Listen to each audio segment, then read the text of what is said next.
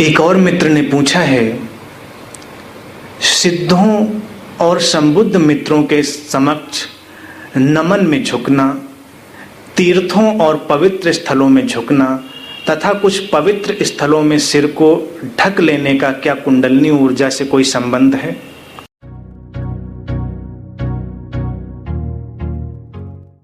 हाँ, संबंध है। कुंडलिनी ऊर्जा ठीक ठीक गति पाती है झुकने की कला सीखने से। ऊर्जा हमेशा ऊपर से नीचे की ओर बह रही है।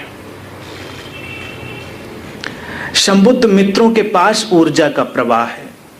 तीर्थ उन्हें कहते हैं जो जागृत स्थल हैं, जहां कभी कोई संबुद्ध मित्र रहा था, जहां उसकी तरंगें, उसकी ऊर्जा अभी भी रिकॉर्ड है, उसे तीर्थ कहते हैं।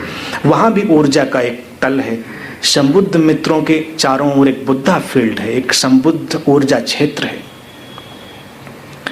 तो जब तुम नमन में झुकते हो, अपना सिर झुकाते हो, तो कई बार वो ऊपर से नीचे प्रवाहित होती हुई ऊर्जा तुम्हारे भीतर प्रवेश कर जाती है। वो प्रसाद बनती है, वो ग्रेस बन जाती है, तुम्हारी ऊर्जा को ऊपर खींचने में सहयोगी होती है। इसीलिए झुकने की परंपरा चल पड़ी। और परंपरा नहीं चल पड़ी, तुम अनायास झुक जाते हो। अगर कोई बहुत ऊर्जावान व्यक्ति तुम्हारे समक्ष होगा, तुम्हें झुकने का भाव हो जाएगा। प्रेम बहुत बड़ी ऊर्जा को उत्पन्न करता है। जब तुम्हारे भीतर किसी के प्रति बहुत गहरा प्रेम उत्पन्न होता है, तुम झुक जाना चाहते हो, तुम अनायास वहां झुक जाते हो। तने खड़े रहकर कभी किसी ने किसी से प्रेम नहीं किया होगा तो वो चमत्कार होगा। प्रेम तुम्हें झुकना सिखाता है, तुम्हें विलीन होना सिखाता है। संबुद्ध मित्रों के पास जब तुम प्रेम का अनुभव करते हो, तुम अनायास झुकते हो। झुकने में वहां से प्रवाहित होती असीम ऊर्जा तुम्हारे भीतर प्रवेश कर जाती है और तुम्हारी आंतरिक ऊर्जा को या तुम्हारी कुंडलिनी ऊर्जा को सक्रिय कर देती है, गतिमान कर देती है। बहुत बार ऐसे अनुभव साधकों को घटे हैं कि उन्होंने कुछ भी नहीं किया, बस वो बैठे थे संबुद्ध मित्रों के सानिध्य में और अचानक उनके भीतर एक ऊर्जा दौड़ पड़ी। अचानक उनके भीतर एक विस्फोट होने लगा। फिर झुकना एक बड़ी ही अलग घटना है। कई बार शरीर झुकता है, तुम खड़े रहते हो। शरीर तो झुक जाता है, तुम पूरी तरह तने रहते हो। फिर कई बार झुकना ऐसे भी होता है कि शरीर झुकता ही नहीं और तुम पूरी तरह से झुक जाते हो, तुम पूरी तरह विलीन हो जाते हो। तो झुकना वस्तुतः शारीरिक घटना नहीं है, ये तुम्हारी आंतरिक भावदशा है। लेकिन फिर भी शरीर के तल पर प्रतीक का उपयोग अच्छा है। उसके भी कई लाभ हैं।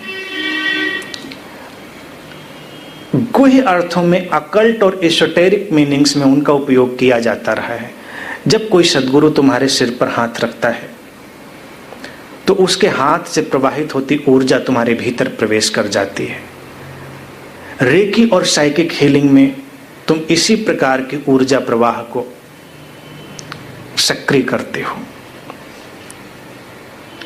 लेकिन वहां तुम्हें सक्रिय करना पड़ता है और संबुद्ध मित्र की सन्निधि में वो अपने आप सक्रिय रहता है। तुम्हारा एक भाव और सक्रियता पैदा हो जाती। फिर एक और बात पूछी है कि कई तीर्थों में, कई धार्मिक जगहों पर तुम सिर को ढक लेते हो, और भी भारतीय परंपरा में अक्सर ऐसा प्रयोग होता रहा है। कोई तुम्हारा तिलक कर रहा है तो तुम सिर ढक लेते हो या सिर पे हाथ रख लेते हो। ये तुम्हारी परंपरा में ही है, तुम इसको अनजाने में भी करते हो। क्यों ढक लेते हो सिर को? इसके पीछे भी कारण है और उनका अगर उपयोग किया जाए तो बेहतर होगा। क्योंकि तुम्हारी ऊर्जा जब भीतर सक्रिय होती है तो कई बार तुम्हारे सिर से, तुम्हारे आज्ञा चक्र से वो विकीर्ण हो जाती है। तुम्हारे सिर के माध्यम से जो ये अंतिम सिरा है वो बाहर बिखरने लगती। सिर ढक लेने से वो ऊर्जा अंतर्मुखी हो जाती है, इंट्रोवर्टेड हो जाती है और तुम्हारे अंदर ऊर्जा का बचाव हो जाता है। ऊर्जा गति कर रही है और अचानक वो तुम्हारे अंदर लौट जाती है, इसलिए उसका उपयोग रहा है और महत्वपूर्ण है। हालांकि किसी कर्मकांड में और किसी विशेष प्रक्रिया में बंधने की आवश्यकता नहीं है, लेकिन तुम अगर बहुत जागे रहोगे तो तुम्हें कई बार स्वतः ही अनुभूति होगी कि ऊर्जा की गति में एक अंतः प्रज्ञा तुम्हारे भीतर जागी है, एक इनर गाइडेंस आया है और तुमने अपने सिर को ढक लिया।